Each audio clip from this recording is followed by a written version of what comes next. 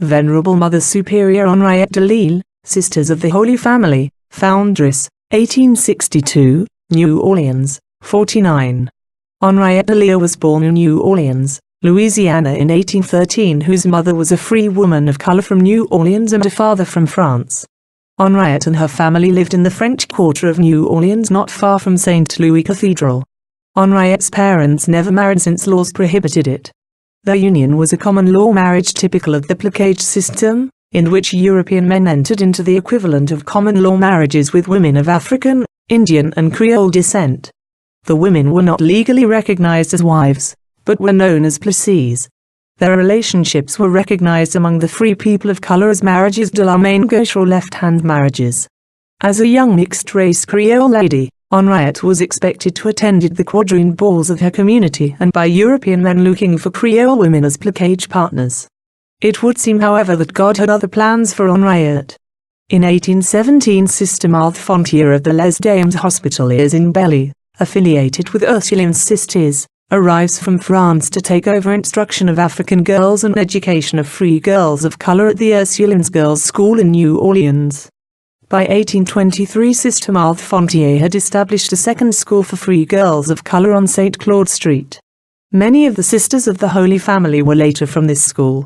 Henriette DeLille and Juliette Gordon of Cuba were day students at the school.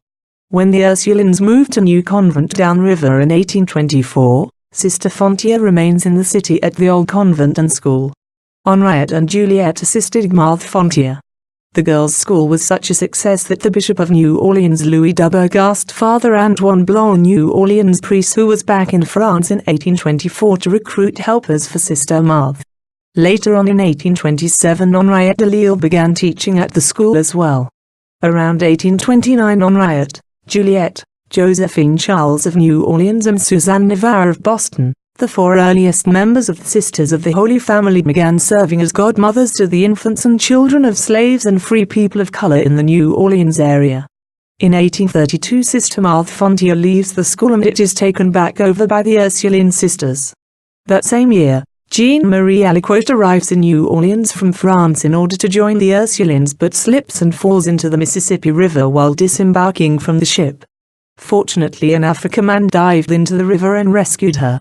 In response to that experience, she vowed to devote her life to the city's people of color, a mission not possible as a member of the Ursulines. 2 years later, 1834, Jean-Marie Aliquot bought a new facility to house the school on St. Claude Street. When she saw that there were 6 or 8 young quadroon or octoroon ladies who wished to found an order, she was delighted and offered herself as mistress of novices. 1836, Jean-Marie Aliquot sells school to Ursulines, leaves New Orleans. The Ursulines resumed the commitment until the Sisters Mount Carmel from France take over. That same year, Henriette DeLille and her companions organize into a confraternity, the Congregation of the Sisters of the Presentation of the Blessed Virgin Mary. Their rule stated that each woman should seek to bring back the glory of God and the salvation of the neighbor by charitable and edifying behavior. Their work was to instruct the ignorant, assist the dying, care for the needy, and the evangelization of slaves and free people of color. Women evangelizing women, assuring a little apostle in each home. Their unofficial habit was a blue percale dress and a black bonnet. 1837, Father Etienne Roussellin arrives in New Orleans and becomes a chaplain to the Ursuline Convent and School on St. Claude Street School Chapel. 1840, Father Antoine Blanc, now the Bishop of New Orleans, requests the Sisters of the Presentation in New Orleans be affiliated with the Sodality of the Blessed Virgin Mary in Rome. 1841, Rome approves the affiliation, which demonstrated that the Church had commitment to an official congregation, recognized and sanctioned by the Church. On November 21, 1842, Sisters of the Holy Family is formed. The Sisters taught school, prepared children, old women for First Communion at St. Mary and St. Augustine churches. The Sisters' concern for family life was to see that all couples had their marriages blessed by priests. The marriage of the faithful had always been an important part of the ministry of the women. From the early days they had faced a population of slaves who were forbidden to marry without the permission of masters or mistresses, thus the legitimacy of children was central to the concerns of the women. 1847, Society of the Holy Family is incorporated. 1850, Mother Superior DeLille visits the Sisters of the Sacred Heart in Convent, Louisiana to be instructed in the principles and duties of the religious life and subjected to the trials of a novice. 1851, the house where the community lived in on Bayou Road and Rampart Street was purchased. On November 21, 1852, the day of the presentation of the Blessed Virgin Mary, the sisters took private vows. On October 15, 1852, first official vows taken, the blue dresses were traded for black ones and Sister Henriette became Mother Superior and Mistress of Novices. A school for orphaned girls was also established the same year. On November 16, 1862, Henriette DeLille dies and Sister Juliet Gordon takes over as Mother Superior. The order grew in number in the late 19th and the first half of the 20th centuries, reaching a peak of 400 sisters in 1950. The Sisters of the Holy Family remain active today.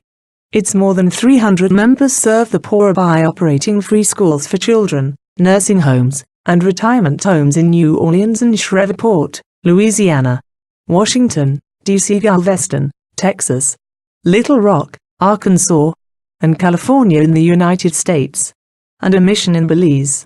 The city of New Orleans named the street as Henriette DeLille in her honor. DeLille died in 1862 with a reputation of holiness. In 1988 her order opened the cause for her canonization with the Holy See. Her cause was endorsed unanimously in 1997 by the United States Catholic bishops. Pope Benedict XVI approved her heroic virtues and named her Venerable on March 27, 2010. The Congregation for the Causes of Saints gave its formal assent on June 22, 2010. For the commencement of the cause of beatification with the declaration of nihil obstat, nothing against. DeLille was given the title of Servant of God. A claimed miracle by her intercession was being investigated in 2005 and by 2017 other miracles attributed to her were under medical scrutiny. Amen.